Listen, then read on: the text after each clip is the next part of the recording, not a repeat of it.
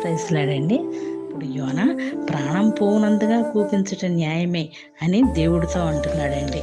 యోనాతో నీవు కష్టపడకుండా పెంచకుండా ఒక రాత్రిలోనే పుట్టి పెరిగి ఒక రాత్రి రాగానే పడిపోయిన ఈ సొర చెట్టు విషయంలో నీవు విచారపడుతున్నావే.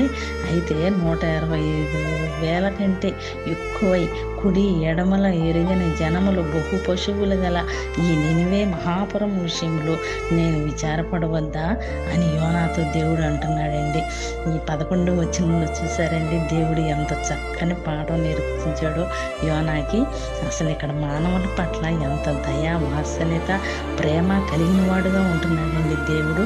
మనుషులు తమ ఇష్టం వచ్చిన మార్గాల్లో దుర్మార్గులుగా ఉంటాను ప్రజలను చూసి ఎంత బాధపడి యోనాను వెళ్ళి ప్రకటించమని చెప్పి వాళ్ళతో నడుచుకున్నామండి. ఆమేన్. మీ అందరికీ వందనాలు.